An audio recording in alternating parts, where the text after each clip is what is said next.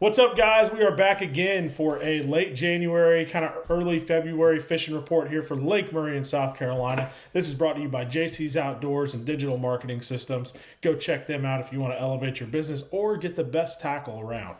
So with that, we're going to jump right into it. I'm Captain Chris. I do largemouth bass guides here on Lake Murray. That's Captain Chip. He does striper guides, catfish guides, crappie guides, all the stuff for multi-species.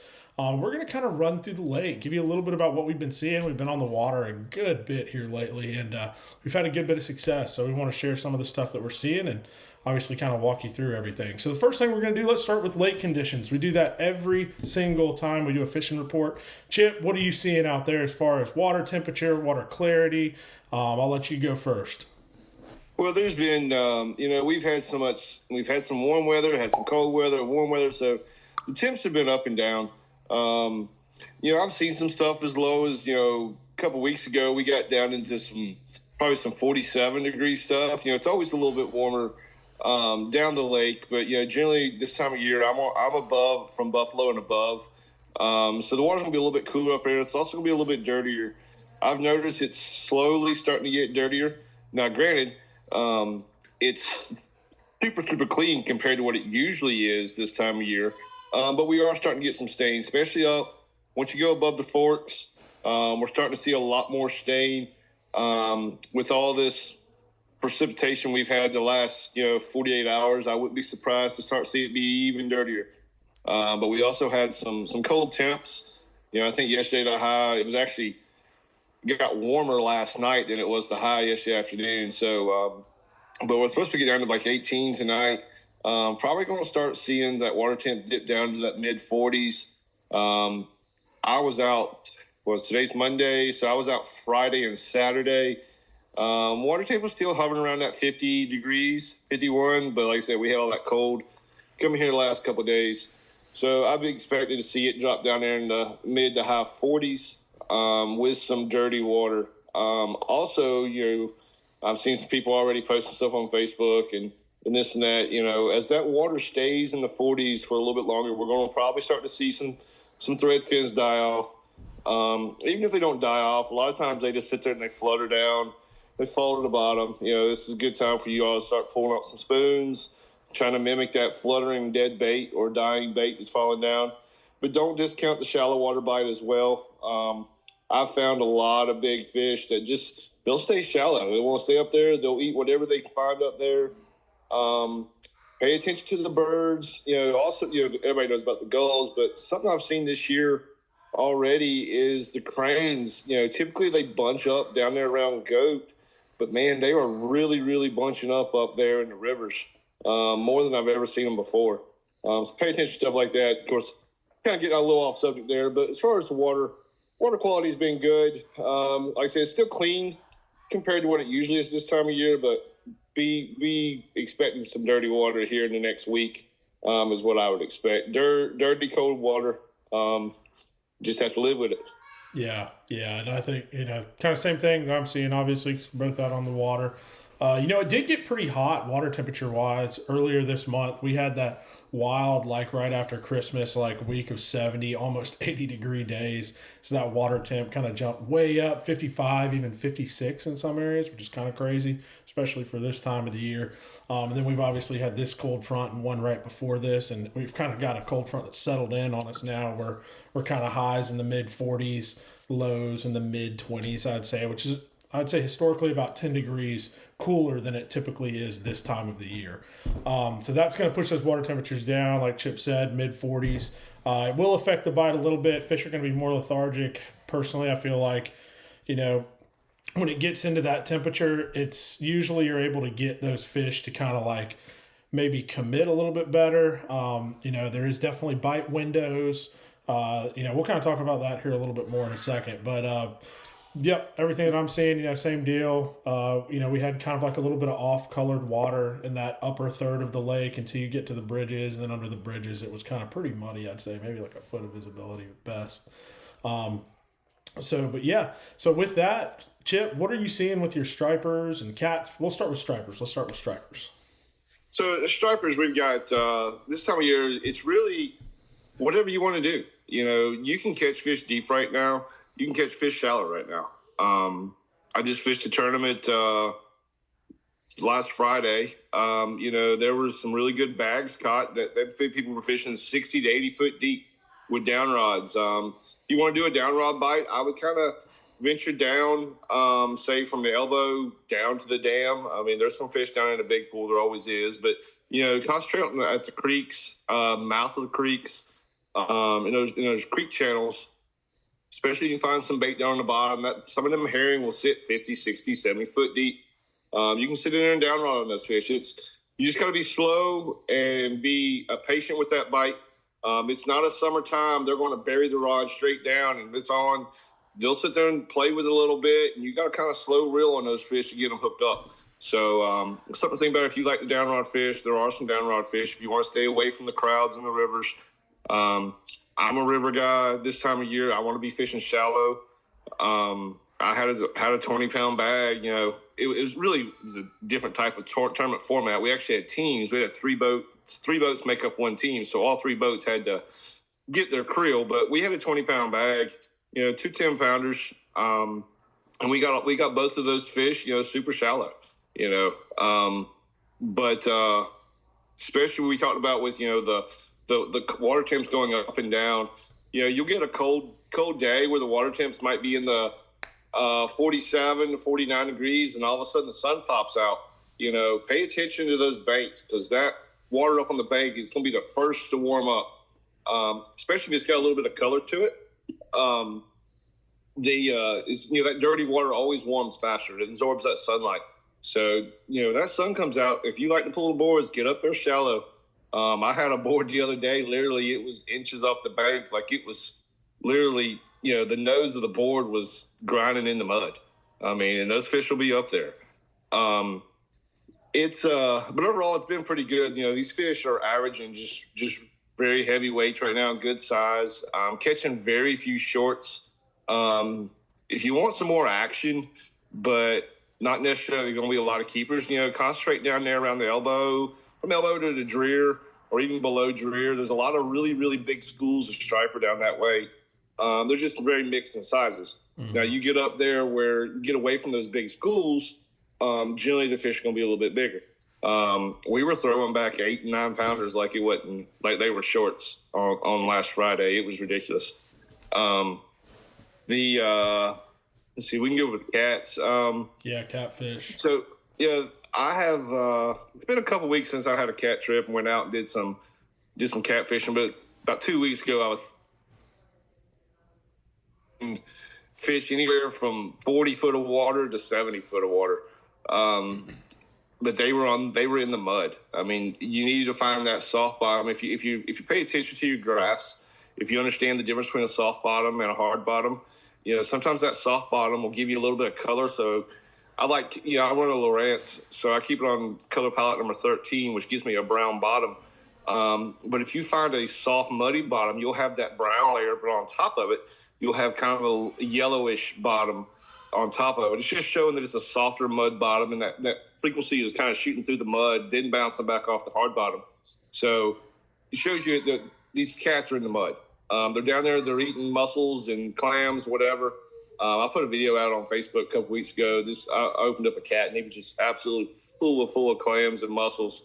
But some of the cats we were catching, you literally could take a towel and rub their belly, and it would be solid orange. Big old white belly, and you could just see the orange just caked on them, and they're literally down there sitting in the mud. So about 40 to 70, I was fishing more 45 to 55 foot on the ledges, mainly concentrating from like Plantation Point to the River Forks. That's a big area, but them cats are all through there right now. I've heard a couple of people talking about, a lot of hanging up and stuff. I'm going to give you a little tip. If you're not hanging up every now and then while you're dragging for cats, you're not fishing the right areas, so it's okay if you are hanging up here and there. They have been eating, I have been using gizzard shad and perch. The bite's been about 50-50 on both of them. One day they eat perch better, one day they eat shad better, some days they eat the same. So that's just, have them a buffet out there to eat. Give them options. I have slowed it down a little bit. So typically, October, November, I'm pulling in that point 0.6, point 0.7 miles per hour range. As this water gets cooler and gets a little more color into it, I start slowing down to like a point 0.4, point 0.5. So it's a more slow, methodical drag than, say, just a power drag through there trying to find an active fish. But now's a good time. You can catch some big fish. The perch, I raised the perch trips a couple weeks ago. Perch have been great. Been catching those. You can catch them anywhere from 35 to about 60 foot of water. I know last time we had this stuff, I was saying I was seeing most of my fish in the ditches. The fish that I'm finding now are really more, they're on points, long, some people call them humps or points, long underwater points. They're on there. Still seeing some when I say a ditch, it's more like if you get in the backs of these creeks where the channel actually is just a ditch. I've been seeing a lot of perch back in the backs of those creeks, sitting in the middle of the ditches, sitting in the middle of the channel. Those fish tend to be pretty good size. My numbers, though, are really out on the points. If you can get on a point close to the main river channel, anywhere from Drew Island up to probably say Spinners area, lot of perch in that area right now. There's plenty down lake as well, Bear Creek, Hollow Creek.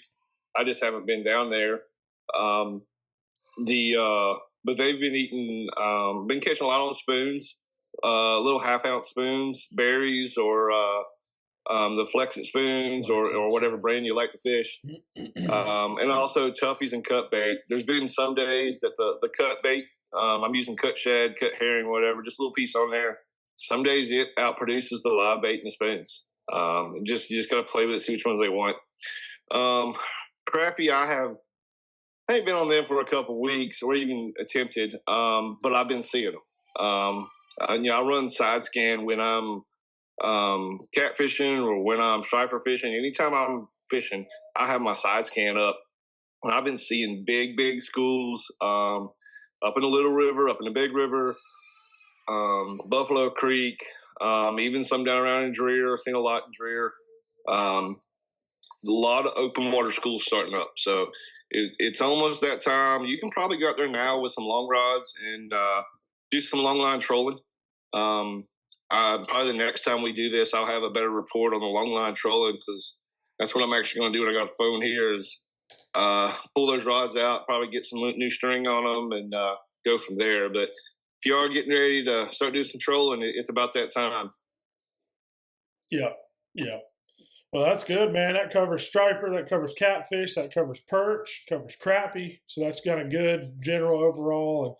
And I've been seeing a bunch of crappie out there too. Just kind of, if you are kind of fishing a little bit deeper, they're just really grouped up, and you can definitely tell a difference. There's a lot less space between them than the bass if you are choosing to do like a live scope deal. So with that, I'll kind of tell you a little bit about the bass. We've had some great trips over the last month.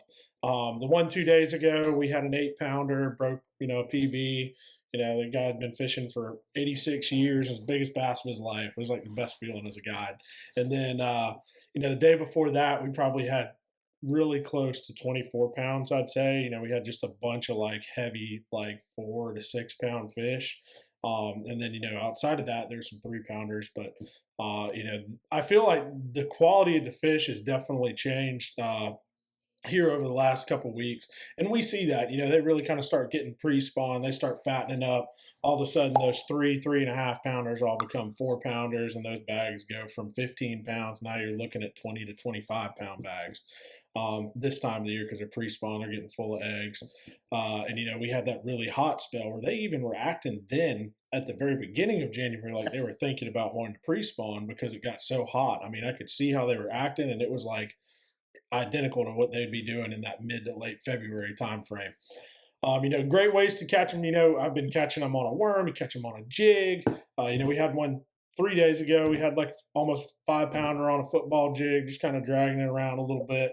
The jig head minnow, if you want to do the live scope stuff, catches some fish right now. I recommend Strike King Z2. It's awesome. It's got that elastic material. So, what I like about it is, you can catch one fish, and then, if you have another fish coming after it, instead of having to replace a bait that obviously got destroyed with one fish, you can catch, like I said, 20 fish on one bait. So you can just flip it right back in there and get another fish. And throughout the course of the day, you get a couple more fish doing that. Um, Other things, Alabama rig that has put fish in the boat. Crankbait has been, I would say, it hadn't been the best cranking year. I feel pretty confident saying that. That being said, we have caught some crankbait fish. And they've been solid, they've been some solid fish, 3 and 4 pounders. We hadn't had any monsters on the crankbait yet. But hopefully that's coming here over the next month, especially with that pre-spawn. They really start pushing up shallow. But as far as the depth of water we've been fishing, it's kind of a pick 'em right now, because I feel like those fish are all over the place, but it feels like they're concentrated all over the place in very small, specific areas and congregating that. And a lot of that's just that really cold water temp. So we've been catching them all the way out to like 30 feet of water, and then we've also been catching them in the dirt. So kind of whatever your fishing style is, you can go do. Slinging a spinnerbait around, slinging a jig. If you want to go do the jig head minnow stuff, a worm, Alabama rig, crankbait, all that stuff is great options this time of the year.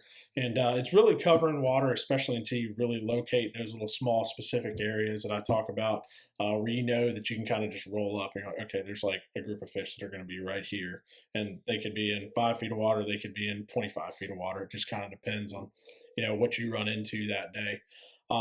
But if you do that, that's going to give you the best opportunity. This time of the year, you can get some of the biggest bags of the year, in my personal opinion, for the next 2 months. So if you're really kind of going after a big one, like I said, we had an 8-pounder 2 days ago. They're there. You can hunt them. You can go after them. I do feel like the overcast days, they tend to bite and are definitely more aggressive. I know that's kind of like a duh statement, but, I do feel like that's something that I'm absolutely seeing consistently. Whenever it's sunny, it's incredibly bite windowy. They're going to bite for an hour or so, and then they kind of shut off, and then, you go a little bit, and then it'll open for another hour. And or I think most fishermen kind of get in trouble is like when that bite window opens, they're not quite like cognizant there is a bite window on the lake. When that bite window does open, if you're not in like a super high productive area, you're not going to be able to catch a lot of fish really quickly inside of that 1 hour bite window. And if you miss that window, you're kind of out for half the day, you know what I mean? So I think, just be cognizant of that, be fishing good stuff. We like, rock this time of the year is great. Those 45-degree banks, docks are steady producers. I love fishing docks, if you know me. So that's kind of what we've been seeing on the bass side. It's a great time of the year to go fishing. And I know Chip too. I think you've got a couple days open for some striper trips here in the future. So if anybody wants to go striper fishing or go catching, I guess, give Chip a call. But I'll kind of let you say a little bit more about what you've got coming up. Oh yeah. The I want to piggyback on some stuff you there, especially said about bite windows and all, and especially when we're up there fishing. There's some certain areas that I save.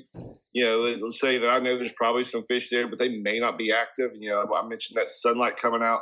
Sometimes I'll save certain banks for a little bit later in the trips, just because I want to hit those areas when the conditions are right. That sun comes up. It's warming that flat up. So I'll also pay attention to that even on the striper side of things. If you got some fish that are there and you go through them and they're not eating, come back to them. A lot of times those fish will sit there, they're waiting for that bite window to open up, that sunlight to come in on them, warm that bank, the shallow water up, or anything like that.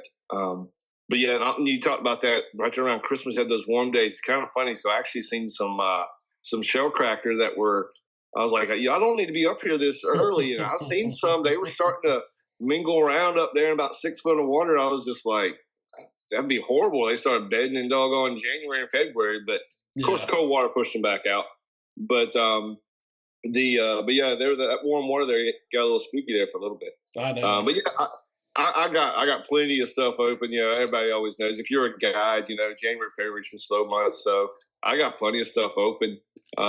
People want to go fishing, man. We can go do anything. We can do the catfish. We can do striper. We can do the perch. Like I said, here in this week, I'm pulling my long rods out to start pulling for some crappie. But I'm gonna start doing it all. It tell you how slow how bored. I don't like staying at the house. I went fly fishing on Saturday just to try something I different. saw that video. You caught a pretty decent striper too. That was a really yeah. cool I mean, deal. when it comes down to, this is your first chance to go out there and do it, and you actually do it. Of course, I have live help too. I had a good buddy. We used his boat, used his equipment, and I had another buddy tie me some flies, and he gave me some stuff. So over the next couple of weeks too, I'm gonna hit some more of that just to play around.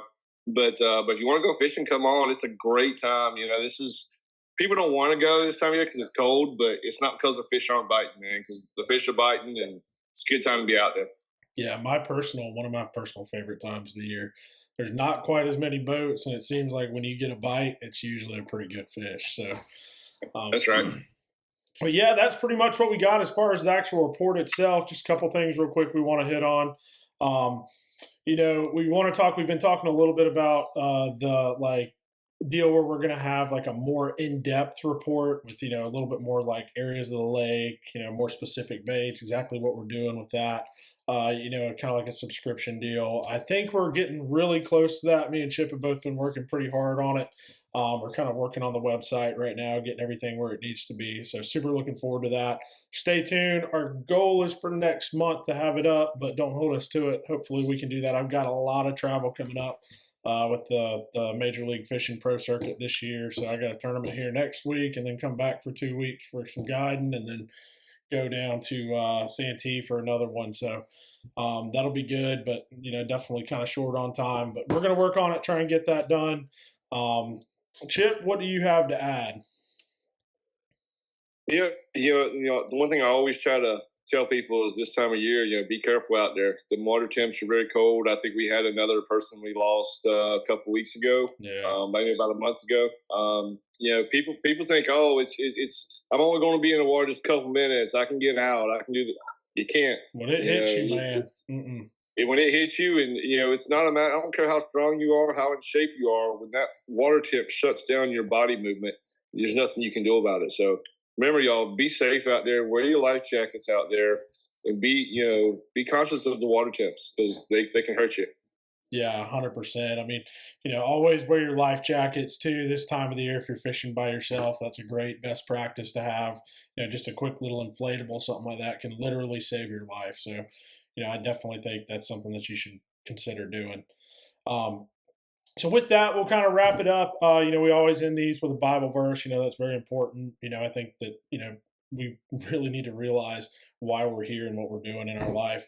So with this fishing report, we're going to do Luke 14:11.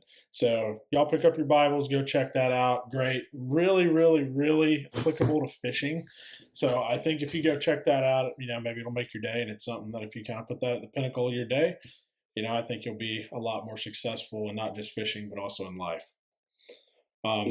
So with that, I think we're going to go ahead and, kind of just wrap it up and should be good to go. You got anything else, Chip? We good. Let's go fishing. All right, let's go fishing. Y'all have a good day. We'll see you next month.